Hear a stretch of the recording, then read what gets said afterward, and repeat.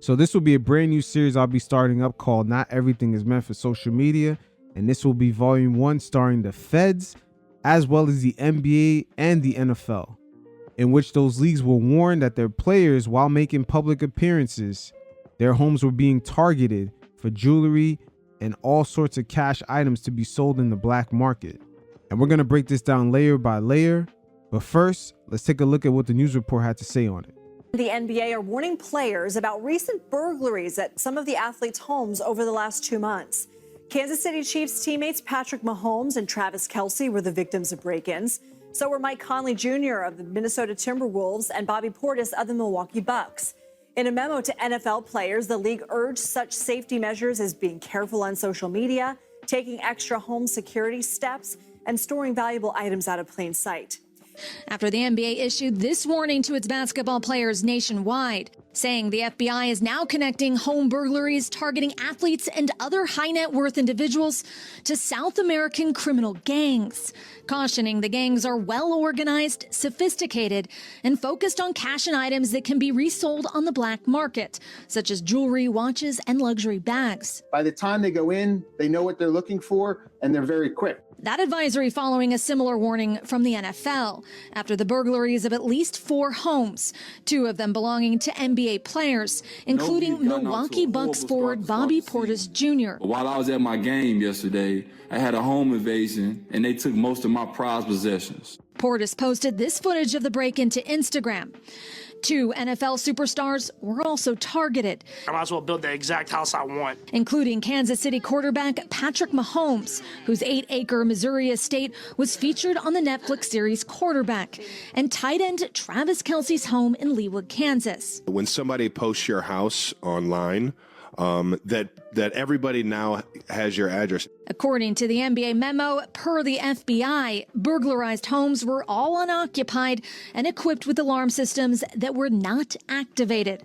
Also noting that in most cases, no dogs were present. They just know that this football team's schedule is going to be gone at this time. They get their teams out there to look at and see which ones are the most vulnerable. Tonight, the NBA issuing extraordinary guidance, even advising its players make sure they alarm their luxury homes and consider a guard dog for extra protection. First of all, if this is an organized international crime syndicate, what the hell is an alarm and a guard dog gonna do when the athletes have their schedule blasted and they're more likely taking part in events in a different state? It's not really going to do that much. And second of all, these athletes / celebrities, they're in a conundrum a bit, because Patrick Mahomes doing that Netflix documentary showing off the inside of a brand new home that he custom built is kind of tipping off these guys because they're watching. Best believe this is a double-edged sword with social media. These public posts are open for everyone to see, and you never know who's really watching. So him just participating in that Netflix kind of cross-marketing documentary kind of left him at a vulnerable state when it comes to how much money is he spending in his home, and they can see certain layouts. And finally, we're in this data-driven world where there's companies out there that are listing who lives where, how much square feet is a certain home, or what are the home's listing prices, what was the last price that it sold for. All these things are being tracked, and it's being stored online and even sold off, and even being sold off to God knows who. Especially with Bitcoin, there's a lot of information you can buy and everything is pretty much anonymous. But social media is such a powerful drug nowadays, especially for these multi-million-dollar athletes who in a way have to post and have to keep up with the masses by just sharing everything. But when is sharing too much enough? Because Bobby Portis being in town playing against the Cleveland Cavaliers on a Saturday night, that's when the robbery happened. His first reaction was to instantly go online and offer $40,000 for any information on where his belongings could be. And that right there is a mistake. It's almost as if he's confirming to that group that they robbed the right house, that the information that they probably purchased or the website they were looking at for the listings, the names, who owns these homes, how big is it? If they knew that they were coming for Bobby Portis's house, they know the information that they're getting is correct, which gives them more incentive to keep either buying or checking out that website or wherever that data is coming from. Social media is one hell of a drug, and the league could not have been happy about him posting information right away. Remember, this is his first reaction. It shows you the power of social media. The first thing he thought of is to publicize this situation. What's good, Milwaukee? Over the last 4.5 seasons, I've considered Milwaukee as a home. I've grown here, I come here a boy, and elevated into a man. The love you guys give me here isn't something that I ever felt before in my NBA career. And I've been in the league now for 10 years, over a decade. Can you believe that? So I've always felt like I had to give it right back to you guys. I've tried to uplift the community and make Milwaukee a better place, giving food drives, talking to the youth on the regular, inviting underserved groups to the games, etc. You name it, I did it, and still doing it. As I've said before, this is a place I've considered home, so why not make my home a better place? I know we've gotten out to a horrible start to start the season, but while I was at my game yesterday, I had a home invasion and they took most of my prized possessions.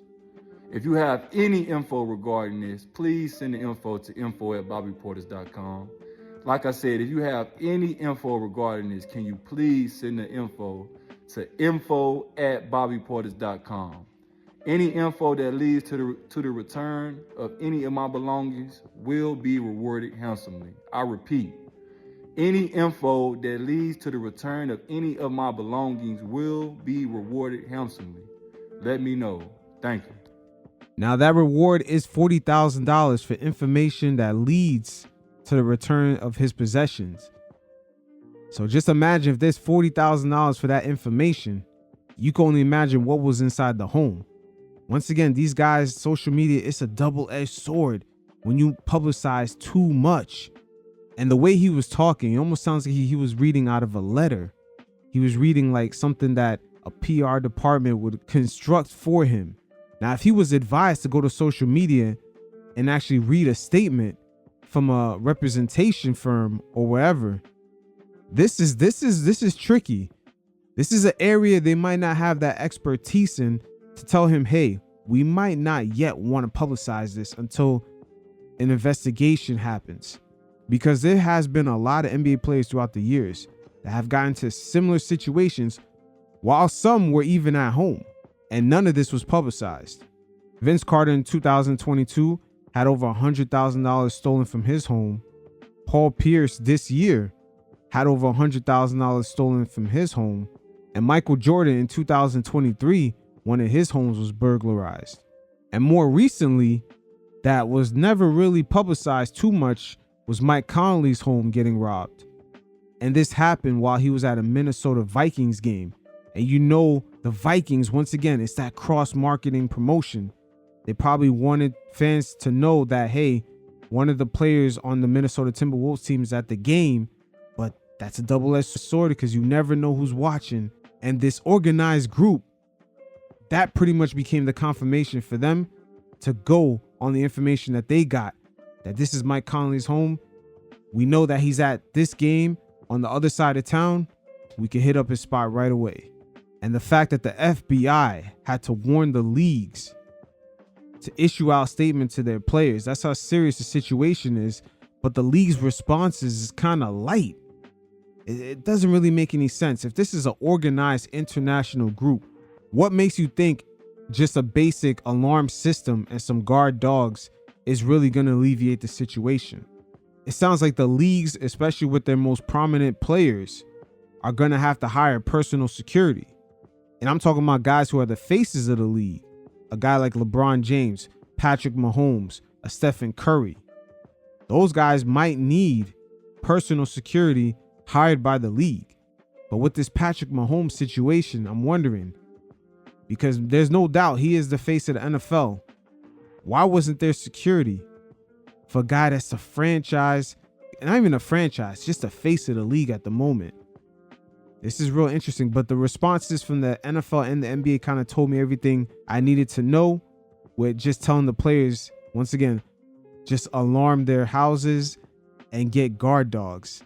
That's really not going to help for this highly sophisticated group. because they are well organized and they're doing sophisticated techniques such as surveillance drones, signal jamming devices, and more importantly, they're buying information. You can just tell they're buying the information on the listings, who's buying, who's sold, who's home, who's not. And if the feds are knocking down these leagues' doors, telling them to warn their players, you already know the situation is serious. And it would be crazy, knock on wood, if the league's figurehead, something happened to them while they were at their own home. And all this could have been avoided with the league hiring security. It sounds so simple, but it seems like the league is putting a situation where the feds brought it to their door and they're kind of putting it back on the players. Here's a list of recommendations the NBA told their players. Check their alarm systems regularly, use lock safes, remove real estate listings, interior photos of the home from publicly accessible websites. That right there is going to be something really difficult for them to do. The league is going to have to assist the players on that. They may have to hire a whole department when it comes to that.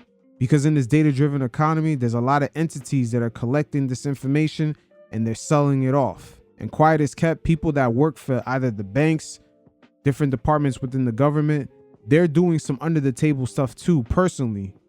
Not necessarily that institution, but just the workers that are kind of, I don't want to say corrupt, but they're veering off into their own venture. They're selling that information also. People who work in certain departments at the hospitals, they have a lot of information. All these major institutions have data that's very valuable. And on the black market is worth a lot of money. And just continuing on to the NBA's list of recommendations for their players, they also told them to vet the contractors doing work on their property. Again, this is a very serious situation.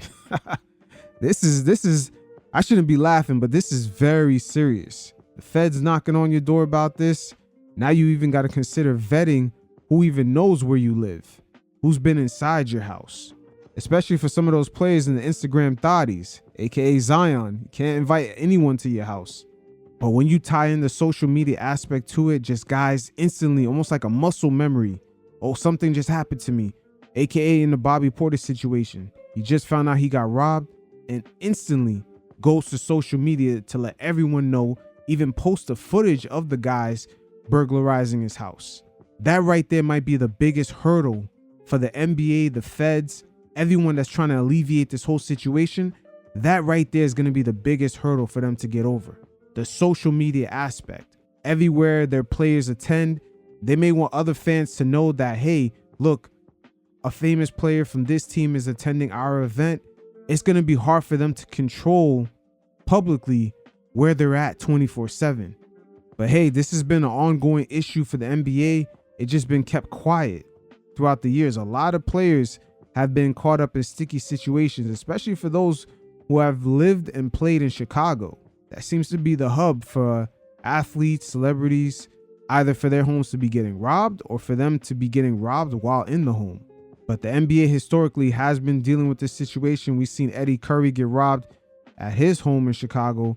Reggie Miller's house got burned down. Same thing for Stephen Curry's father. His house was burned down.